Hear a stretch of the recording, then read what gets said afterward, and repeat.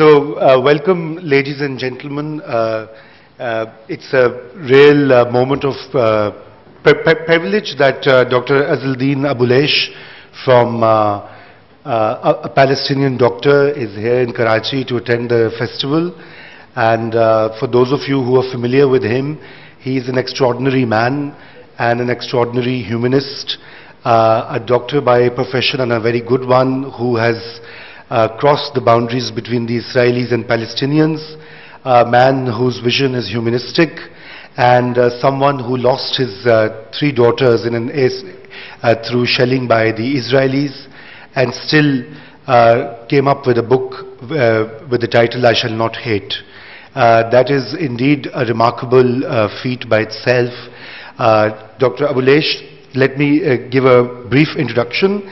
He was born and raised in the Jabalia refugee camp, where he also got his education in the camp schools. Later on, he was fortunate to study abroad, first in Egypt and then, of course, in the UK. And he has been a practicing doctor all his professional life. The real turning point where he chose to be an author was in 2009, when three of his daughters were killed in a very unfortunate, tragic incident.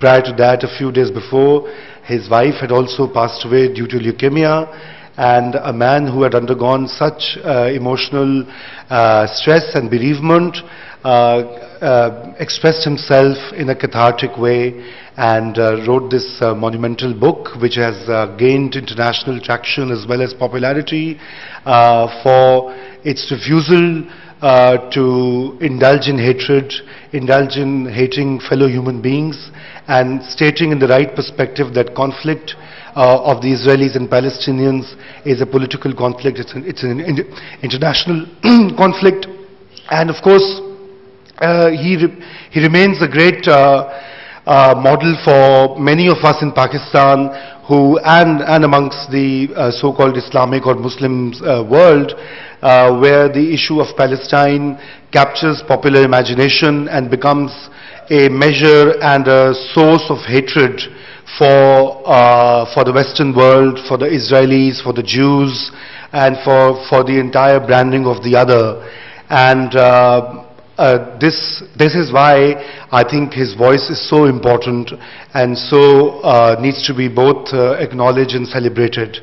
I shall not take longer, and I'll ask Dr. Abuelaish to speak a little bit about the incidents in his life and the formation and the evolution of this book before we go on. Thank you. It's my pleasure and honor to be with you and to share with you my story, which is everyone's story. It's a human story. It's about what is happening in this world as a Palestinian, where my life was a war. I lived the war. I was fighting to survive. In a time you see in this world others who are living to fight and to kill. And the suffering in this world, and my suffering, I wasn't born with.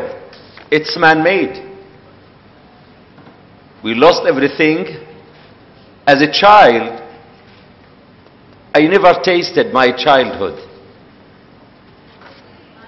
Just if I was born for misery, for suffering, deprivation.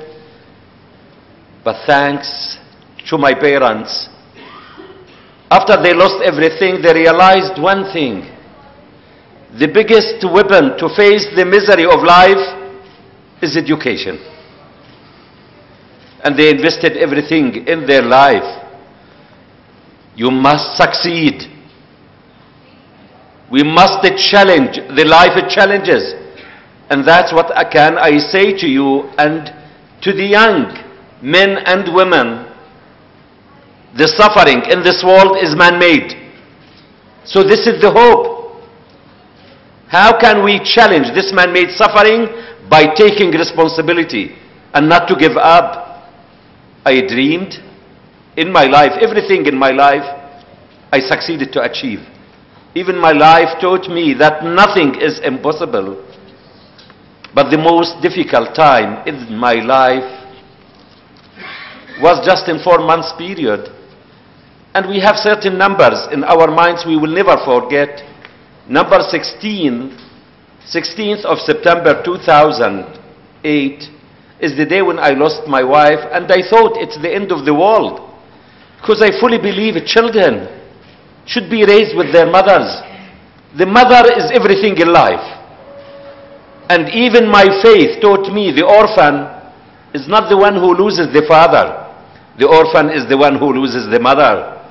With the loss of the mother, we lose the big heart, the incubator which brings all of us together. The mother is the one who sacrifices, who gives without limit.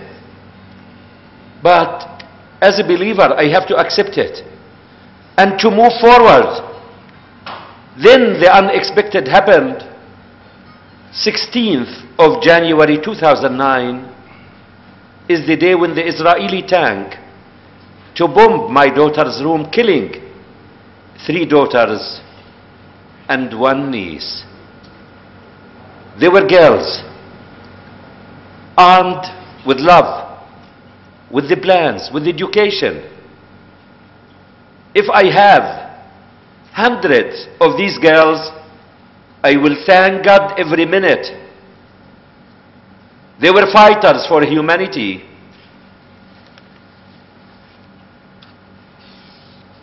Their teachers were fighting to have them in their classes. They never succeeded in their schools, less than 97%. But as a believer, as a Muslim with the faith, I fully believe everything from God. What is bad is man-made. I said this tragedy is for good and must be invested for good and will continue to be invested for good. It came to disclose the secret and to give the human face to the people. We saw it yesterday. Here, I feel angry about what is happening in this world when they speak about people as numbers, as figures. To say 84 people were killed. They are not numbers, they are not figures, statistics. They are human beings. It's time to look at a human being as a human being. They have names, they have faces, they have plans, they have families, they have a future, they have life. Saving one's life, you save the world. Killing one, you kill the world. That's the humanity. And that's what do we want to be advocate and to feel angry of not accepting what is happening. And that from that moment, I saw my daughters became parts. I swore to God and to my daughters, I will never give up or forget. I will never rest or relax, because I fully believe one day I will meet them. But I want to meet them with a big gift. The justice for them and the freedom for others and the means to be used that we all have. It's the wisdom, the kind words and the good deeds. That's the way to keep my daughters and our beloved ones alive. Not to feel drowning in anger or hate. Because with hate, I am not challenging the perpetrator. If you want to challenge the one who did something wrong to you, to take the energy, to move forward. With hate, you kill yourself. Hate is the fire which burns the one who carries it. It's a poison. It's a toxin. And the perpetrator is waiting to see me destroyed with this hate. I will never give him this opportunity. As Einstein said, life is like riding a bicycle. To keep balance, we must keep moving, focused, stronger, more determined. The biggest weapon and of mass destruction is hate in our souls. You see, this world is endemic with hatred. So, one of the messages, don't accept in life to be a victim more than once. With the killing of my daughters, I was a victim. Thanks God I am not a victim anymore. I am stronger. If I was injected with this hate, I will be a victim of this hate. I will never be a victim of hate, of any disease. That's what is needed. If you want to challenge the perpetrator to move forward, at that moment, you are the one who is with victory, and you change the perpetrator to a victim.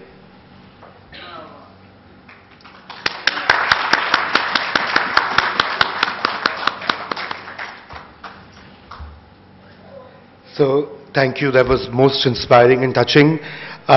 Indeed, you must have gone through a phase of great revulsion, of anger, when this incident happened. And surely, you know, this sort of injustice continues unabated on a daily basis in Gaza and elsewhere in the occupied territories in Palestine. So, I mean, what underwent inside you when you were trying to cope with this? I mean, you know, because other than being a doctor, other than being a person who serves humanity, you also were a father, you also were a human being full of your flaws and full of your anger and weaker sides and weaker moments. I remember it because it's alive, it's living with me. I see my daughters. I see Bisan, who was 20 years old. Today she is supposed to be 24. She was supposed to get her BA a few months later. Mayar, who was 15, who planned to be a medical doctor, and I was happy at least one of my daughters will follow my path. Aya, who was 14, who planned to be a journalist or a lawyer, to be the voice of the voiceless. Because as I said, I taught them to be human and to behave as a human. I saw them, these beautiful girls, becoming bars. But because it happened seconds after I left my daughter's room, I was with them and left the daughter's room. 5 seconds, the first bomb came. I started to ask why I was saved. If I stayed there, I would be gone with them. And to be added to the numbers and figures in the Gaza Strip. It was God's plan at that moment. It was planned to be interviewed live by the Israeli TV because I was the first Palestinian doctor to practice medicine in an Israeli hospital from 91. The Israelis used to see Palestinians as workers, serving them, helping them. It's time to see Palestinians and to see each other as a human, as equal, and that we are similar. I believed in that message. Medicine, it has a human face. It has a human value and culture. It's to save lives. Medicine, I practice it because it's the human equalizer and destabilizer. Medicine speaks about justice, about the freedom of diseases that we are missing in this world. So when I saw my daughters and started to think, what can I do? To look at my son Muhammad, he's 12 years old. What the future is waiting for him? After he saw his sisters killed in front of him, is he going to be violent, or what do we call terrorist? My son wasn't born terrorist or violent. And that's one of the messages. When we accuse someone of being violent or terrorist, to ask at least 5 times why. What made this violent or terrorist? Violence and terrorism are diseases, and diseases has causes. So we must find out the roots of the problems, not to hide behind the symptoms and to blame. I looked at him. What future? He looked at me, while at that moment I was crying and screaming. He said, "Why are you crying? Why are you screaming? You must be happy." I said, "My son doesn't know that his sisters are killed." He said, "No, I know my sisters are killed, but I know that they are happy there.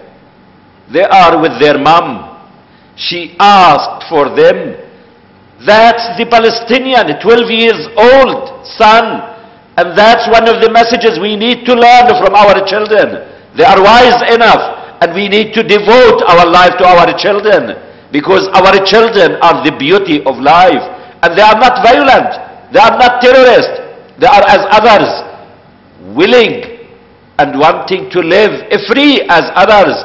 It's time to devote and to speak out and to learn about our children. That's what gave me the strength to move forward. I said, I don't need to worry about him. He can teach leaders of this world. And that's what I am proud of my children who are living and my daughters who were killed.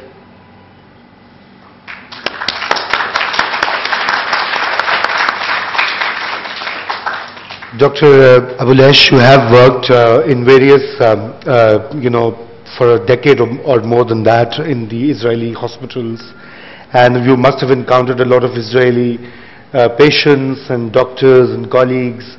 And what has your experience in working with them?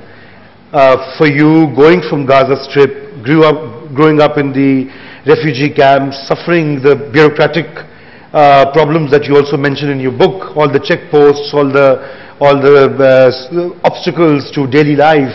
And once you started working with them, what was your encounter like?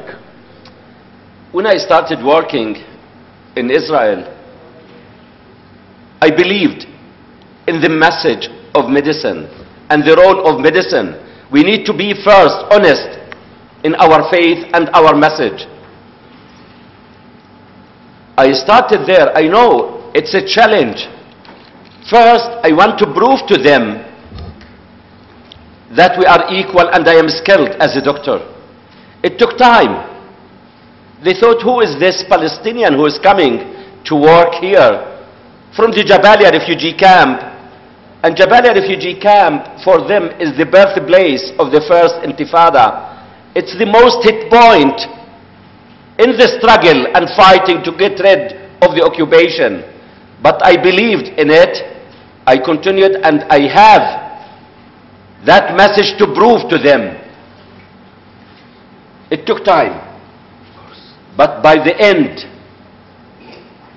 as Grandma Moses said, life is what we make it. Always has been, always will be. It's our efforts. You can make your life. You build your personality, and what do you want? I did it. And I became one of them.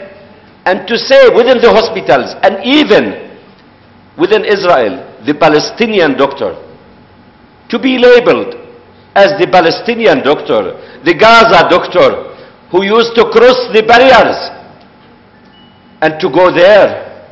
The happiest moment in my life as a gynecologist is when I handled the baby to his mother. The newborn baby, the cry of the newborn baby is a cry of hope.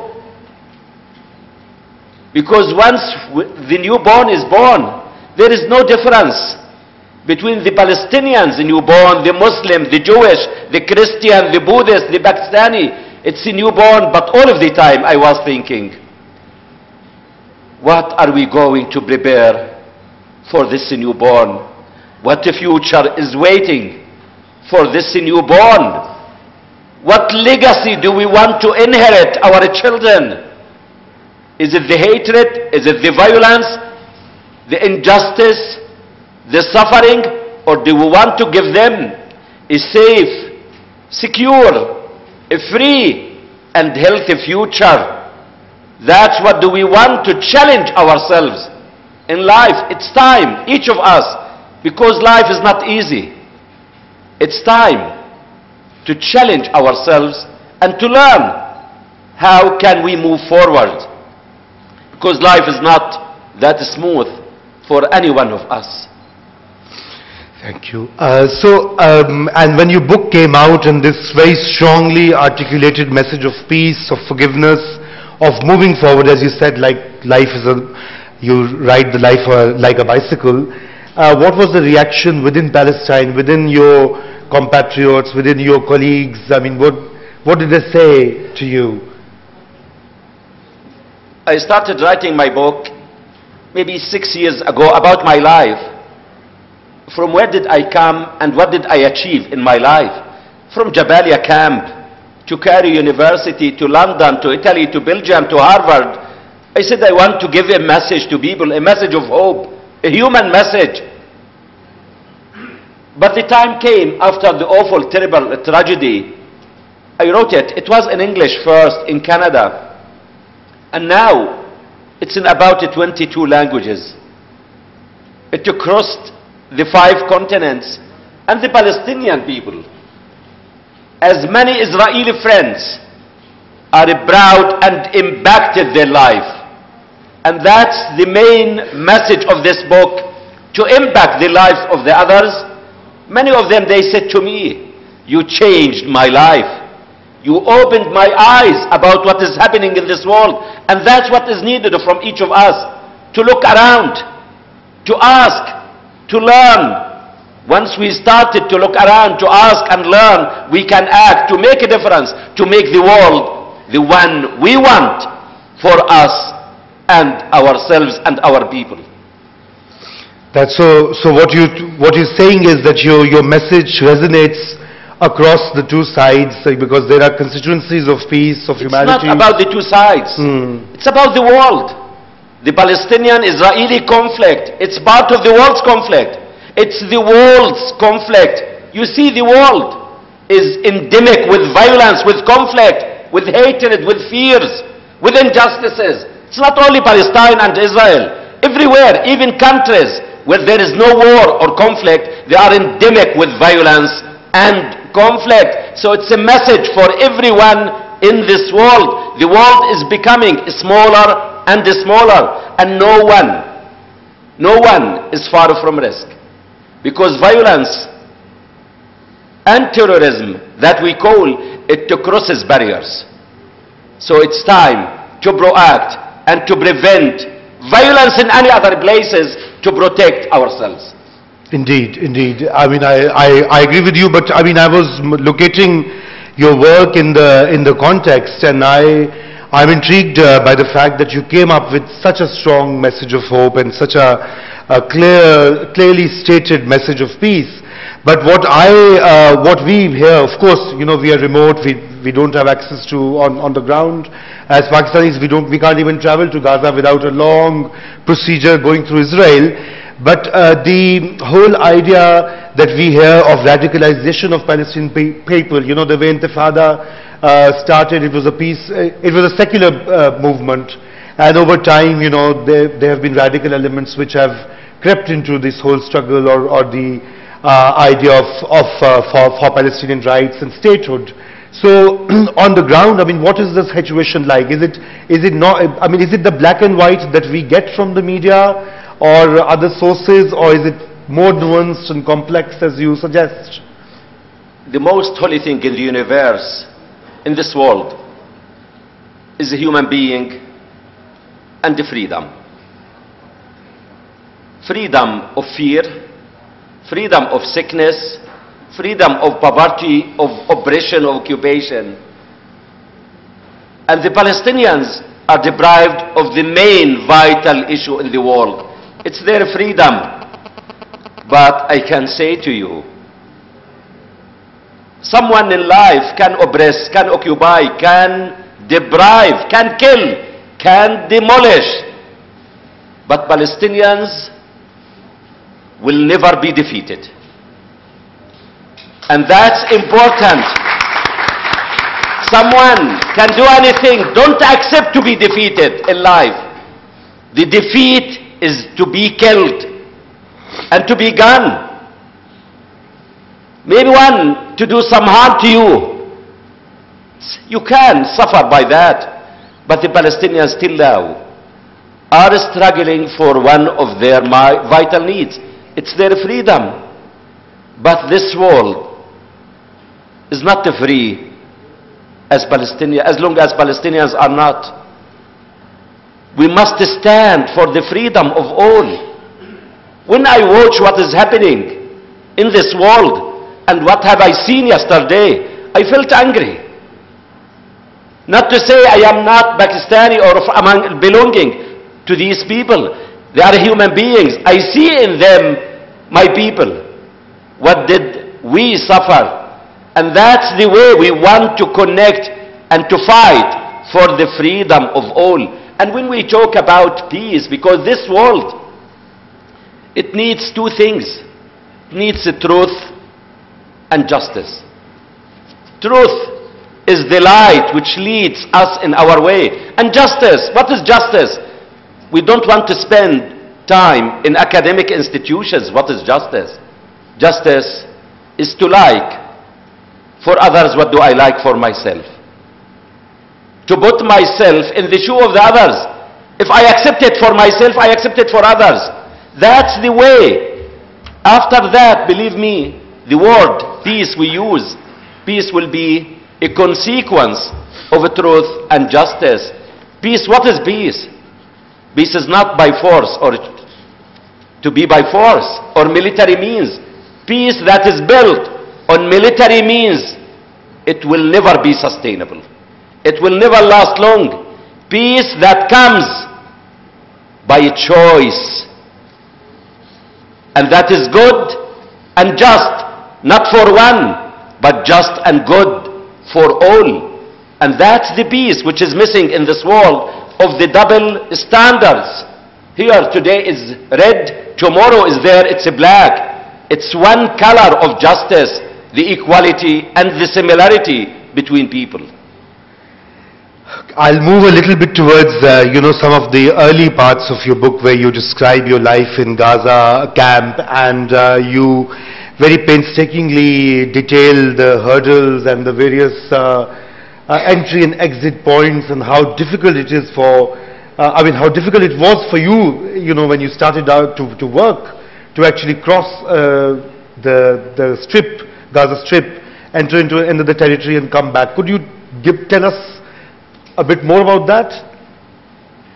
I used to leave Gaza every Sunday morning and to come back Thursday. I have to cross the borders with all the challenges I face, the intimidation, the humiliation by the Israeli soldiers. But also, life taught me how to challenge them. And that not to give up and to be stronger than them. They have the power to prevent me, but I have the determination and the strong will to challenge them. And sometimes they used to do that, to say to me in an intimidating way, a young soldier, she is 20 years old, to say to me, sit down there, without any respect. But believe me, always I don't give her that opportunity to defeat me. Because I know that there is a woman in the hospital waiting for me in my office to be treated and to be cured, and I care about her. So if we want, we need to be focused in the side, in the way, not to be distracted from our goal. Keep focused to achieve your goal. And this girl, this soldier, when she looks and to say to me, sit down, what did I learn? How I challenge her and to say to her, I think your parents taught you something, or at the school, when you say to someone, sit down, what can we say before? But I am not willing to sit down. Today, my mood, and I want to stand, and I am free to stand when I want and to sit down when I want. You can't force me. And that's the issue when you know your enemy, when you know the language, how to communicate. This is a strength and this is the victory. Try to learn about your enemy, and in that way you overcome the ignorance we have about ourselves and about our enemies.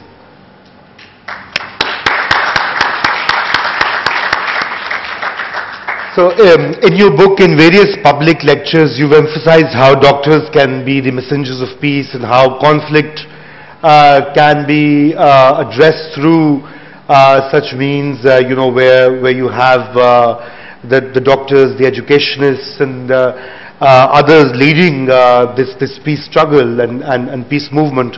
But do you think that's feasible at a larger scale, I mean, given how intractable issues such as the Israeli-Palestinian or other conflicts are, because, you know, they've been lingering and there are global interests involved, etc., etc. Is that the way forward in your way? In any situation, when there is a problem, and we think it's the problem of one people, what makes the evil flourish in this world is good people to do nothing.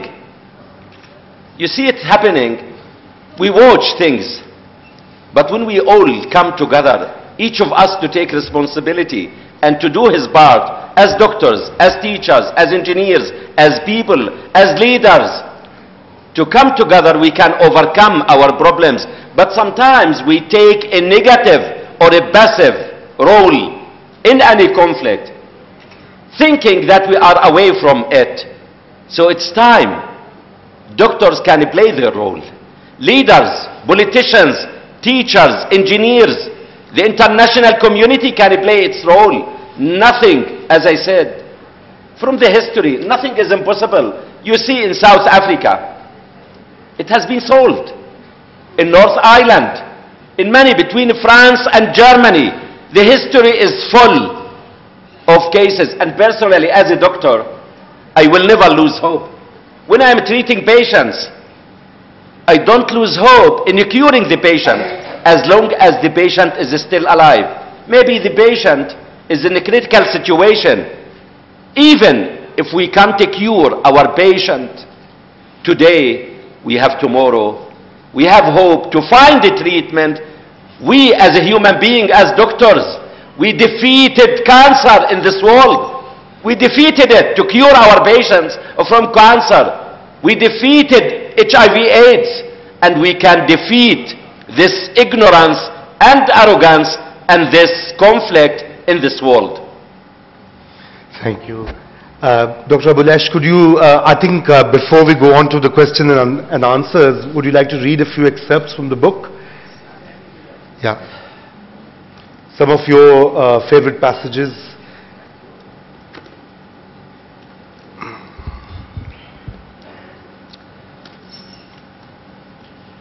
I want to read a poem which was written by whom? By an Israeli Jewish woman in memory of my daughter Bisan. Because Bisan was everything in my life. She was my eldest daughter. She wasn't my daughter. She was my teacher. She was my manager. She was my advisor. I learned from her. So she wrote this poem in memory of Bisan. And for every one of us who is looking for the most important human value that we lost, the love we all lost, where love resides, in memory of Bisan. I long to touch you, Bisan, one more time, to hug you, to tell you how sorry I am that your mom died. But now, you too are gone. Your smiling face, your gentle way, your softness, your non-judgmental words, your pain for your people, your way of life, your dreams, aspirations, and your hope for peace. Just days before the war, I spoke with your dad. He gave me your phone number. It's still in my car. Every day I glance at the number. seeing your name, Bisan. I wish I had spoken with you more, but I didn't have the guts. I spoke with you 3 days before you died. I told you that I am praying for your safety. My prayers were not heard. Through the shelling, the bombing, I feel I have been betrayed by God, by my country, by equality of humanity, by the warmongers, by those who think violence is the solution. And with all of this, I have been given a gift to have spent 6 weeks with Shada, Azzuddin and Ghaida. Shada is my daughter who was severely wounded, and Ghaida is my niece who was severely wounded. They were treated in the hospital where I practiced medicine in Israel for 15 years. I heard no words of revenge, nor hatred. I heard no anger. I heard the deep belief that peace is possible, even with this enormous loss. I have been strengthened from their strength. I am more determined from their determination. I am more at peace from their peacefulness. Bisan, forgive me for not being able to save you from my own people. Forgive me for giving you hope that peace is possible, and then taking that dream from you. You will always be my symbol of hope, peace, and mostly gentleness. Your dad shared the dream with me days after you died, and it was a real dream. He came into a room full of men, and there you were sitting amongst them. He asked you, "Why are you sitting here, Bisan? You know it is not acceptable in our society." You answered, "All is fine now, Dad. I am happy and well, and I can be here now among the men where I am needed. May no other woman need to die. In order to be able to influence the men as you have been said, may we women be heard and heeded, and may the men in this world get the chance to know from deep within their hearts that this is where the answer lies, in their hearts, where love resides."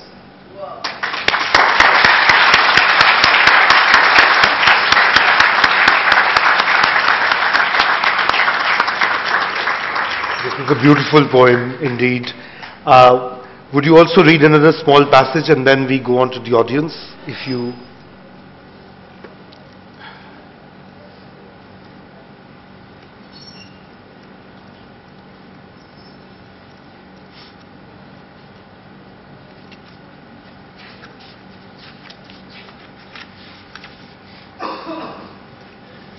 This is something which was written by my youngest daughter, Rafa, who is now 13 years old, to speak about her sister Aya, and to start writing about her sister. Rafa said, "No, no, no. Where did you disappear to from our home? Aya, you were the light of our home. What's happened to the home that was lit up by you? Where has the beautiful light gone? Where has the beautiful girl gone? No, no, no. Where have you disappeared, Aya?" I say to Rafa, Aya is alive and will be kept alive as long as I am living and breathing.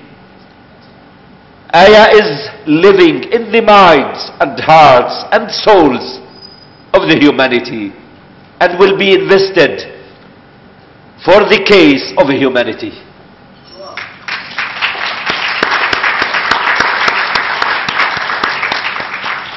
I think we can go to some questions and answers from the audience, because I'm sure all of you would have some things to further probe or ask Dr. Abulesh. I would like to get one Mic la dijiye.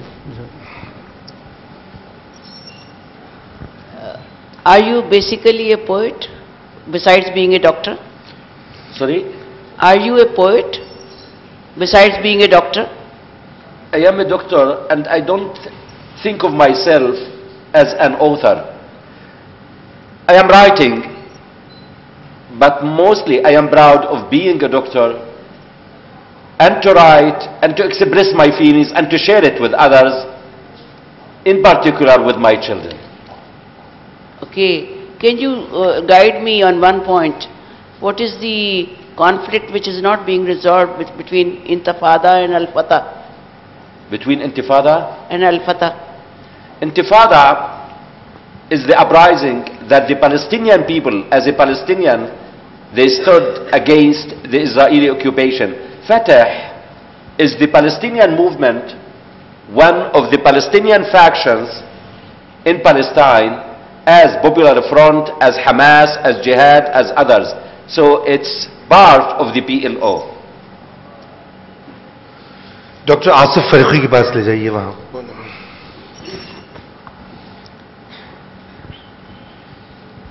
Not a question, Dr. Abulesh, because I don't think anybody can have any questions. I just have a comment, because living in a country like Pakistan and a city like Karachi, where there's so much of violence and hatred being sown, I just feel very moved by your account, and that we have a lot to learn from you, and I wish that you'd leave some of your spirit behind so that we can learn not to hate and understand the implications of your message.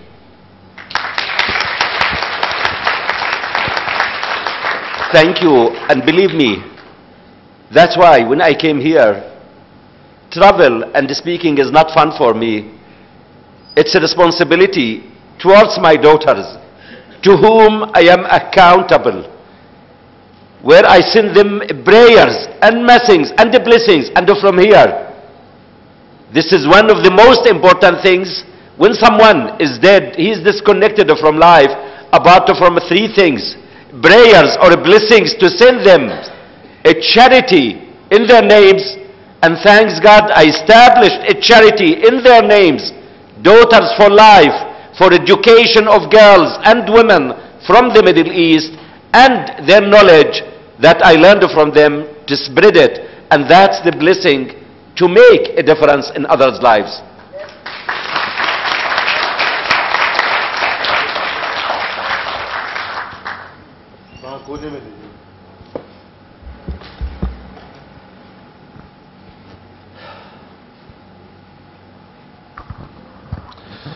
Dr. Abulesh, I salute you. I'm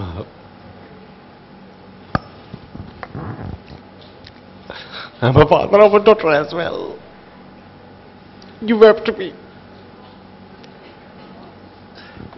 My question is there any hope of reconciliation between Hamas and Al-Fatah? They are fighting each other at the fronts. And on the other hand, what about the phosphorus bombing on Palestinian children? How you handle that? I am sad, and I can say it's shame for us as Palestinians to be divided. It's shame. Any party or any faction or any movement is there to serve the national interest and the people's interest. They should give up their interest for the main national interest. And I think it should happen. This unity should happen not today, years ago, not to wait. I hope our leaders and every leaders to realize that they are there to serve their people's interest and to work for the interest and to sacrifice their positions, their status for the national interest. For the Palestinian children as every children, even in Pakistan here, in any other part, in Afghanistan, children, they are the beauty of life. And they are the most resilient. Once you started to change the context, the environment in which they live, believe me, they are so resilient. But don't ask them when they are suffering, deprived, oppressed, occupied, to ask them to tolerate the suffering, get rid of the suffering, provide them with houses, with the schools, with education, with health. They will be the most resilient and the most human children in the world. Dr. Abulesh, I am awed by your presence and your message. How is it possible to have grief and hope present in your heart, in your being, in equal measures, and not be vanquished? How does that work? How can you live with grief and hope in equal measure? I feel angry. I go to Gaza. Now I am living, working as a professor at the University of Toronto. But I go to Gaza to feel angry, to visit the graves of my daughters. I miss them because it's an obligation to visit the beloved ones, of not accepting what happened and to move forward. When I mention them, I talk to them because I don't believe they are dead. As my son said, they are alive and they are living in my heart, maybe physically, but they are living with me and inside me. I miss them, but I can see in other girls, through Daughters for Life, that we are educating to see my daughters. And that's why the daughters we are educating, they are my daughters. It's not the biology, it's the humanity. I see in these daughters the plans of my daughters. And this gives me the strength because, as I said, life taught me nothing is impossible. Everything in life I planned, I succeeded to achieve from nothing. I was scratching in rocks. The only impossible thing I believe in is to return my daughters back. I can't return them back, but I can make them alive, and I can send them prayers and the blessings and do them good things.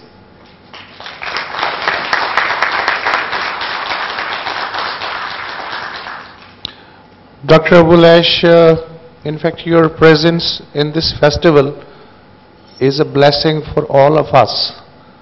I just want to put one query, that on the other side of the border, do you have some Jewish friends who share your cause and grief and who are willing to go with you side by side to promote your message?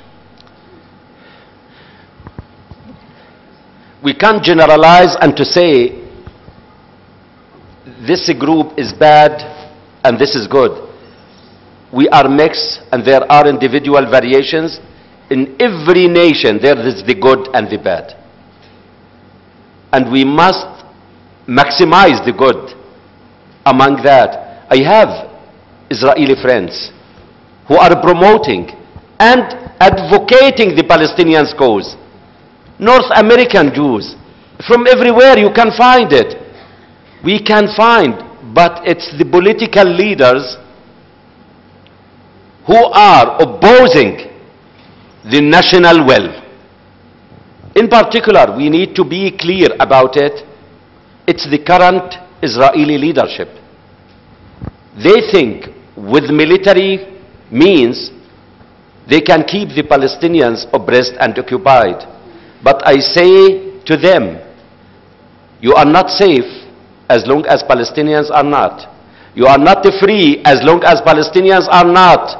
You are not secure as long as Palestinians are not. Your safety, security, dignity, future is linked to the Palestinian safety, dignity, security, and the freedom.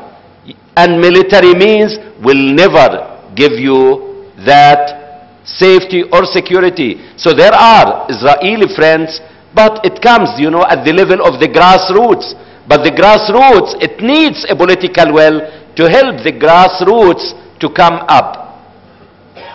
Before we go to the next question, I just wanted to interject on the hope and grieving aspect. I think Pakistanis have also been through that phase, you know, in the face of Malala Yousafzai, who as a 14-year-old child was shot and nearly escaped death.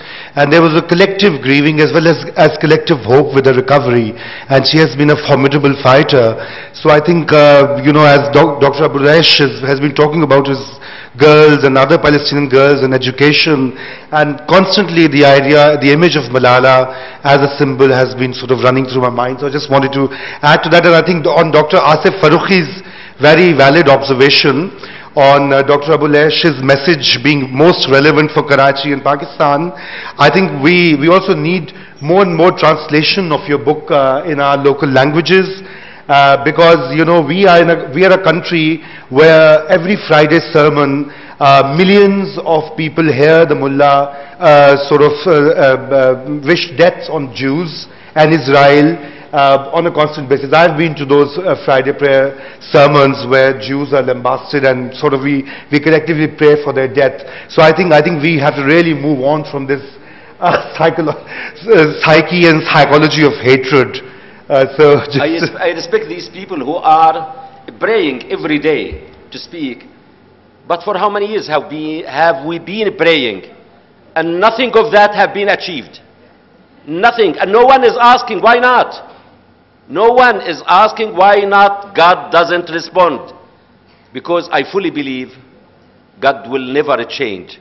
What is in people till they first change, what is in their hearts, minds and souls, start the change within yourself, then the others will start. You can't just sitting and to pray, God, bring me money or give me a job. I must move and act and work hard.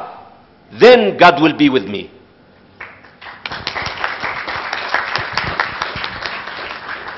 Dr. Abulesh, your story is very inspiring and I would love to read your book. But on that note, I think your book would be vindicated if the story reaches out to people, especially those in Israel, where you can garner sympathy for the other. Because as far as my readings are concerned, what I have gathered from international writers is that Israeli intellectuals, they are few and far in between who speak for Palestine. And they are ostracized by their own community. Some of those, they are mostly in the US, there may be one or two in Israel. One of them is deceased, Israel Shahak, and Finkelstein, and the others are in the US. So has your story been received in Israel at all? Is it selling in bookstores? Are people reading it? Because I think that will vindicate your story. Thank you for this question. The book now, as I said, it's in about 22 languages. English worldwide, the French, German, Italian, Arabic, even in Hebrew. It's translated. I was part of the translation, and it's doing very well. One of the best sellers in Israel. Even it's a play at the National Habima Theater. And the producer of that play, he said, it's shame for every Israeli to witness what is happening and not to act. So it makes a difference. At least I am satisfied. I am doing my part. This is the maximum I can do. But each of us can do something. Let us all to come together. Not me alone, I can change the world. One can trigger the change, but others to follow that.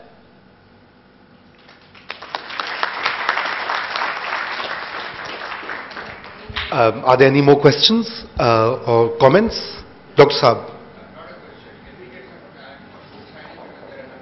Yes, so we'll just conclude and we'll have 5 minutes for book signing. Before we end, I'd just like to make a few points. Dr. Abulesh, your story, heart-rending and inspiring as it is, resonates with us Pakistanis because we have sort of, we were born out of a conflict bloodline, and the conflict still continues. It continues on the line of control. It continues in our minds. We have a perpetual enmity with India, which goes up and down. We even fought with our own East Pakistanis in 1971. There were bloodbaths. There's silence on that. And now, as we are in the 21st century in the northwest of the country, we are in the throes of a very major conflict, both from within and in the region. So, you know, it was great to have you here and get this sort of very, very positive, constructive message of moving on and hope. And as you may have heard, ladies and gentlemen, I would like us to conclude by observing a 1-minute silence for the 83 Hazara community members who were killed yesterday by terrorists in Quetta. That is an absolute shame that it happens once again in the same month. So may we all request that we observe 1 minute silence before we sort of break this session.